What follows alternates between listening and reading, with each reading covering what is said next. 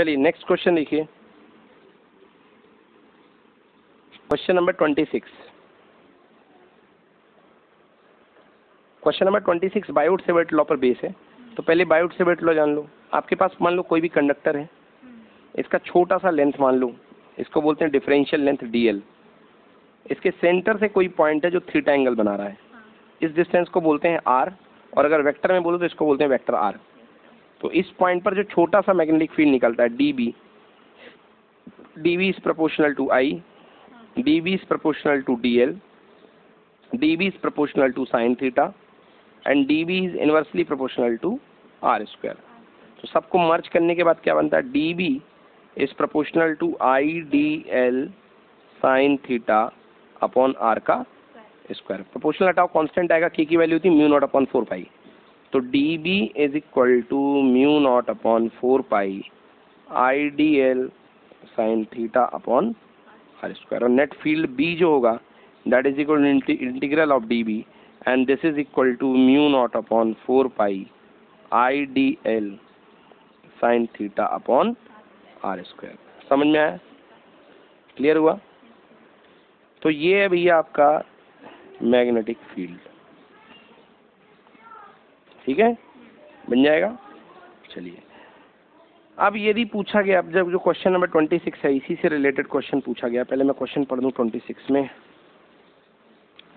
2 metre लंबे सीधे तार में 1 एम्पियर की धारा प्रवाहित की जाती है। तार की अक्ष पर तार के किसी एक सिरे से 3 मीटर की दूरी पर स्थित बिंदु पर चुंबकीय क्षेत्र होगा वायु में, हवा में। अरे क्वेश्चन क्या है भाई, एक आपके पास कोई तार है 2 मीटर का लंबा, कितने मीटर का, 2 मीटर का लंबा है।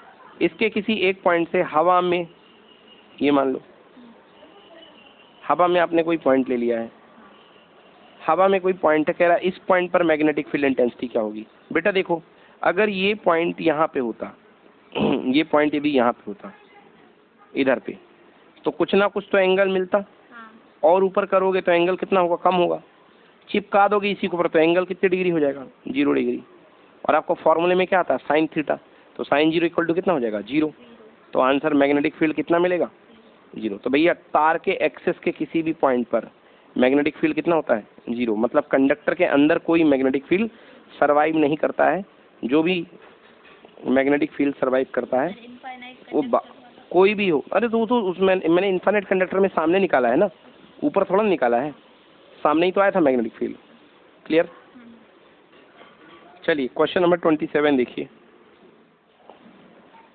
27 क्वेश्चन कह रहा है 5 सेंटीमीटर लंबी 10 ओम प्रतिरोध वाली तथा 5 मिली हेनरी प्रेरकत्व वाली परिनालिका को 10 वोल्ट की बैटरी से जोड़ा गया है। स्थायी अवस्था में परिनालिका से प्रवाहित होने वाली धारा का मान एम्पियर में क्या होगा। तो भाई देखिए आपके पास क्या कह रहा है, मेनली 5 सेंटीमीटर 5 सेंटीमीटर रेडियस की एक कॉइल है, मतलब डायमीटर कितना हो गया, 10 सेंटीमीटर। ये अपने पास एक कॉइल है, उसी को सोलेनॉइड बोलते हैं, समझ गए ना। यहाँ से फेरे गए उठ करके आ गए ऐसे, ठीक है ना। अब कह रहा है कि इसको 10 वोल्ट की बैटरी से आपने जोड़ रखा है। कितने वोल्ट की बैटरी से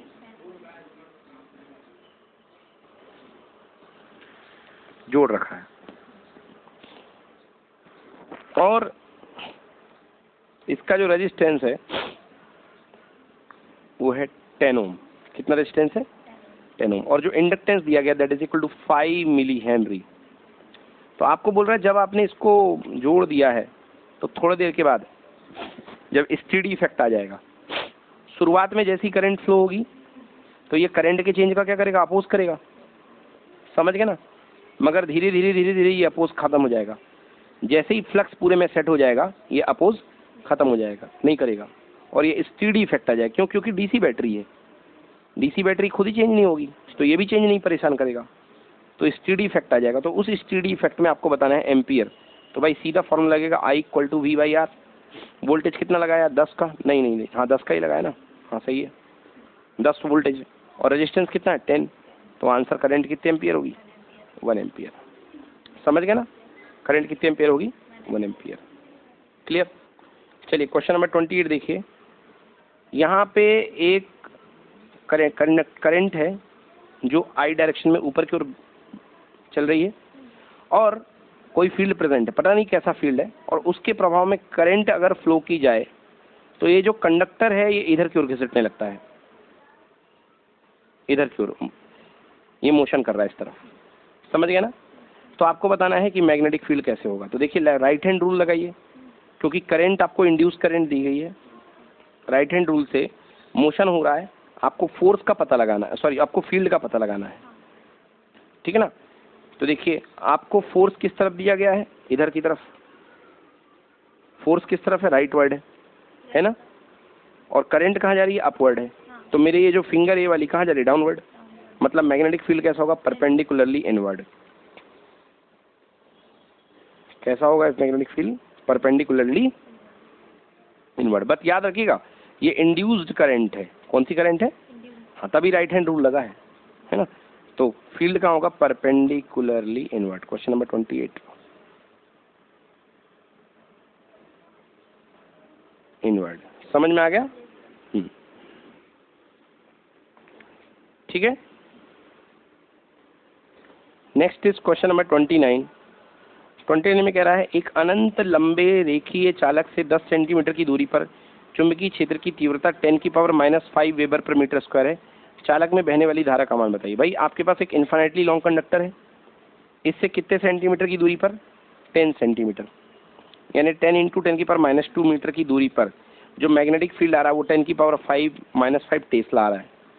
वेबर पर मीटर स्क्वायर को टेस्ला ही बोलते हैं। तो बता रहा बोलो कि भैया वो क्या करंट कितनी है, तो अपन जानते हैं फॉर्मूला भाई, B इक्वल टू क्या होता है, म्यू नॉट, भाई B equal to mu naught, फिर इसके बाद क्या आता है, म्यू नॉट अपॉन 4 पाई, है ना, mu naught 4 pi I upon 2 pi R, यही होता है क्या। 2 पाई मेरे ख्याल से ऊपर रहता है कि नहीं रहता, नहीं रहता, म्यू नॉट अपॉन 4 पाई और 2 पाई R, कुछ गलत लिखा फॉर्मूला, सही करो।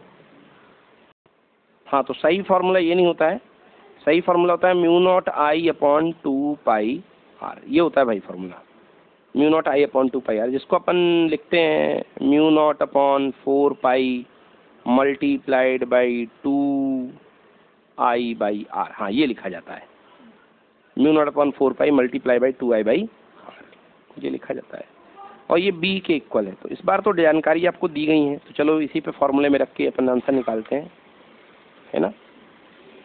तो फॉर्मूला क्या है भाई अपने पास, B equal to mu naught upon 4 pi multiplied by 2I upon कितना R, B फील्ड आपको दिया गया 10⁻⁻5, म्यू नॉट अपॉन 4 पाई कितना होता है बता, 10⁻⁷, है ना, mu naught upon 4 pi 10⁻⁷ into 2 multiply by I, और R डिस्टेंस कितनी दी गई है भाई अपन को, डिस्टेंस दी गई है 10 सेंटीमीटर, कितने सेंटीमीटर, 10 सेंटीमीटर, ये देखो 10 सेंटीमीटर यानी 10 × 10⁻²,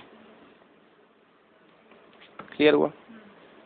तो भाई जैसे ये 10⁻² पर जाएगा ये 10⁻7 को काट करके 10⁻5 छोड़ेगा, 10⁻5 से 10⁻5 कैंसिल, और ये 10 ऊपर आ जाएगा तो 2I is equal to 10, so I is equal to 10/2 यानी कितने एम्पियर, 5 एम्पियर। सो आंसर जो करंट होगा बेटा यहाँ पे यहाँ पे कितने अमाउंट की करंट फ्लो होगी, 5 एम्पियर अमाउंट की करंट फ्लो होगी। चलिए अगला क्वेश्चन नंबर 30 देखते हैं। यदि 10 सेंटीमीटर त्रिज्या वाली एक वृत्ताकार कुंडली, क्वेश्चन दिखा तो दूं आप लोग को, ये है, यदि 10 सेंटीमीटर त्रिज्या वाली एक वृत्ताकार कुंडली में 10 एम्पियर की धारा के कारण उसके केंद्र पर चुंबकीय क्षेत्र 3.14 × 10⁻³ वेबर पर मीटर स्क्वायर का है, तो बताइए फेरों की संख्या क्या होगी। ओके, वेरी सिंपल क्वेश्चन भाई, सीधे सीधे B का फॉर्मूला लगाना है आपको, मैग्नेटिक फील्ड कॉइल का, सर्कुलर कॉइल का। B इक्वल टू क्या होता है, mu not I upon 2R, mu naught I upon 2R, और अगर फेरे N हो तो N का मल्टीप्लाई हो जाता है। अगर 4 पाई की फॉर्म में बदलोगे तो mu naught upon 4 pi, yes और no, multiplied by 2 pi IN upon R, ऐसे ही तो होगा, तभी तो नीचे 2R बनेगा। चलिए B की वैल्यू कितनी दी गई इस क्वेश्चन में, B मैग्नेटिक फील्ड जो क्रिएट होता है वो दिया गया है 3.14 इंटू 10⁻³ वेबर, बोलो यस। म्यू नॉट अपॉन 4 पाई की वैल्यू रख दो 10⁻⁷, 10⁻⁷ 7, ठीक है ना, इनटू आई दी गई कितने एम्पियर की करंट है, 10 एम्पियर, तो 10, एन पता नहीं, आर डिस्टेंस, आर मतलब रेडियस ऑफ द कॉइल, कितनी 10 सेंटीमीटर रेडियस है, तो 10 इंटू 10 की पावर -2। समझ गए बच्चों? सॉल्व कर लो, सॉल्व करने पर आपके पास एन की वैल्यू जो आएगी वो आएगी 50, मतलब इस कॉइल में कितने टन्स होंगे, 50 टन्स। सॉल्व करने पर वैल्यू 50 आ रही है, तो इस कॉइल पर 50 टन्स होंगे। समझ में आया कि नहीं आया? चलिए क्वेश्चन नंबर 31 देखिए। एक लंबी धारावाही परिनालिका के प्रत्येक सेंटीमीटर की लंबाई में 50 फेरे हैं। यदि परिनालिका के 4 एम्पियर की धारा बह रही है तो इसके अक्ष के एक भीतरी बिंदु पर तथा एक सिरे पर चुंबकीय क्षेत्र की तीव्रता क्या होगी लगभग। ये तो हिंदी में, ये 4 ऑप्शन दिए गए हैं। अब देखिए क्या है क्वेश्चन।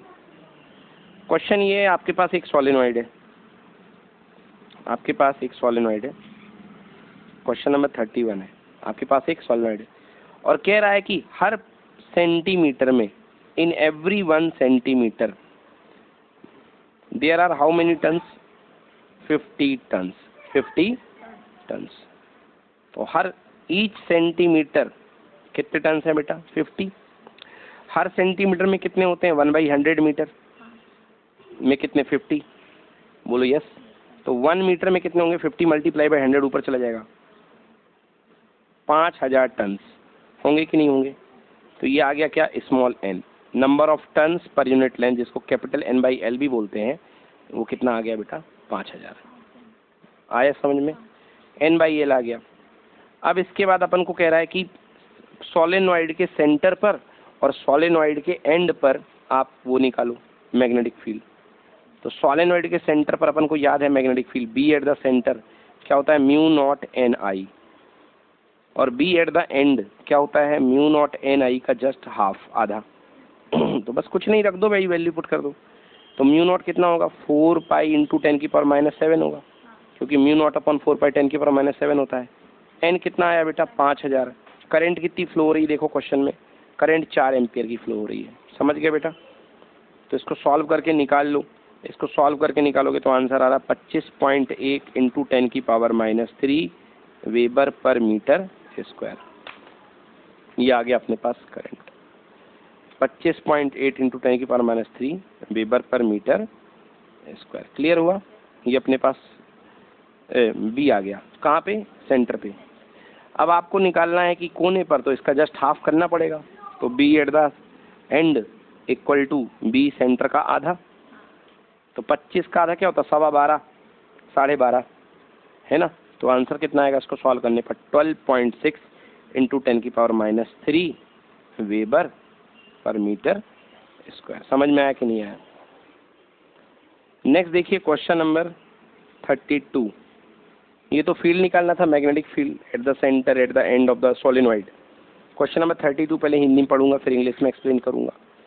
एक कुंडली जिसका अनुप्रस्थ काट का क्षेत्रफल a, फेरों की संख्या n, b तीव्रता के चुंबकीय क्षेत्र में इस प्रकार रखी जाती है कि कुंडली के तल का अभिलंब चुंबकीय क्षेत्र के साथ थीटा कोण बना रहा है। यदि कुंडली में I विद्युत धारा बह रही तो उस पर लगने वाले बल युग्म आघूर्ण का व्यंजक होगा।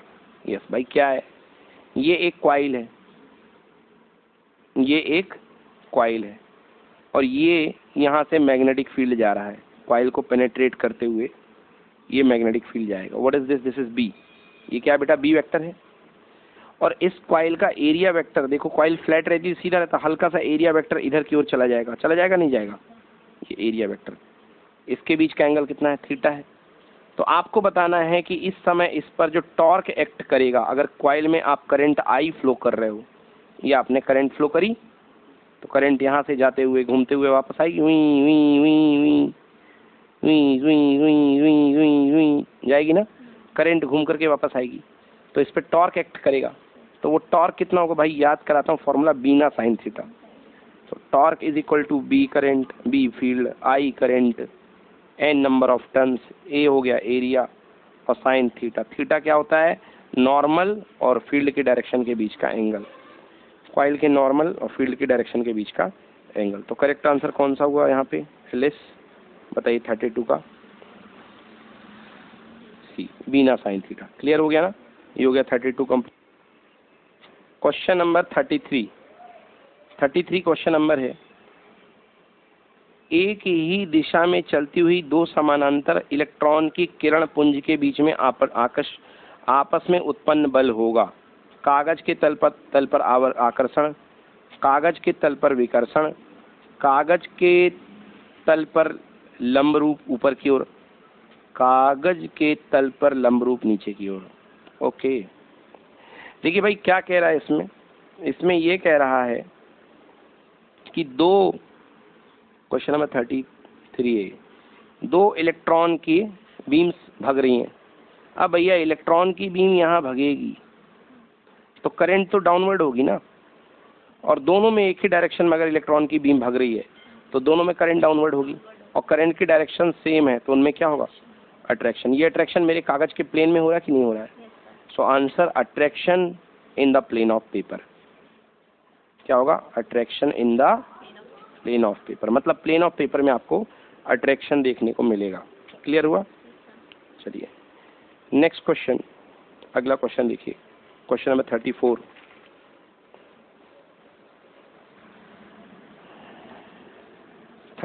क्वेश्चन नंबर क्या कह रहा है? क्वेश्चन नंबर 34 पहले पढ़ दूं आपके सामने। दो पतले लंबे समानांतर तार एक दूसरे से r दूरी पर रखे हैं, धारा I बह रही है। एक तार के प्रति एकांक लंबाई पर लगने वाले बल का मान क्या होगा? एक तार के प्रति एकांक लंबाई पर लगने वाले बल का मान क्या होगा? भाई फोर्स पर यूनिट लेंथ पूछ रहा है, सीधी बात, और दो तार रखे हुए हैं, समझ गए ना, कितनी दूरी पर? r दूरी पर। तो मैंने बताया था फोर्स पर यूनिट लेंथ इक्वल टू होता है म्यू नॉट अपॉन कितना, 4 पाई 2 I1 I2 अपॉन कितना r। दोनों में करंट I बह रही तो I इंटू आई हो जाएगा I स्क्वायर, ठीक है ना जी। 2 से काट दो, 2 आ गया तो कितना आ गया, mu naught upon 2 pi r, mu not I है ना, और I का स्क्वायर। तो आंसर आ गया mu naught I square upon 2 pi r। तो चेक करिए आंसर सी है क्या, 34 का, बिल्कुल सही, mu naught I square upon 2 pi r। ये आ गया फोर्स पर यूनिट लेंथ। अगला क्वेश्चन देखिए एलिस, क्वेश्चन नंबर 35। एक इलेक्ट्रॉन जिसका आवेश इक्वल टू 1.6 इंटू 10 की पावर माइनस 19 कूलाम है, 1.6 इंटू 10 की पावर 35 क्वेश्चन, 1.6 इंटू 10 की पावर माइनस 19 कूलाम है, और द्रव्यमान यानी कि मास 9 इंटू 10 की पावर माइनस 31 किलोग्राम है। 2 इंटू 10 की पावर माइनस 1 टेस्ला के चुंबकीय क्षेत्र में 4 इंटू 10 की पावर 6 मीटर पर सेकेंड की चाल से वृत्तीय कक्षा में घूम रहा है। इलेक्ट्रॉन पर लगने वाले बल और वृत्तीय कक्षा की त्रिज्या का मान क्या होगा? तो बहुत ही सिंपल क्वेश्चन है। इलेक्ट्रॉन का चार्ज दिया गया है, मास दिया गया है, उसकी स्पीड दी गई है, मैग्नेटिक फील्ड दी गई है। तो देखो एक्चुअली हुआ क्या होगा, ये आपके पास मैग्नेटिक फील्ड रहा होगा, इसमें v वेलोसिटी से इस इलेक्ट्रॉन ने एंट्री मारी होगी, तो इसको सर्कुलर मोशन मिल गया होगा। तो क्या होता है सर्कुलर मोशन का, उसमें लगने वाला फोर्स होता है mv square by r equal to qvb। Q की जगह है E, V गिवन है और B गिवन है। बोलो यस और नो। तो निकाल सकते हैं अपन कि नहीं निकाल सकते हैं? तो चलो निकालते हैं। तो E इक्वल टू कितना है, 1.6 इंटू 10 की पावर माइनस 19। वेलोसिटी कितनी दी गई है बेटा, देखो 4 इंटू 10 की पावर 6 मीटर पर सेकेंड की रफ्तार से आया है ये, ओके, एंट्री मारी है। और मैग्नेटिक फील्ड कितना है, 2 इंटू 10 की पावर माइनस 1 टेस्ला। तो ये हो गया, सॉल्व कर लो बेटा, इसको आंसर आ जाएगा 1.28 इंटू 10 की पावर माइनस 30 न्यूटन। ये आ गया फोर्स, ये आ गया फोर्स। चलो फोर्स आ गया।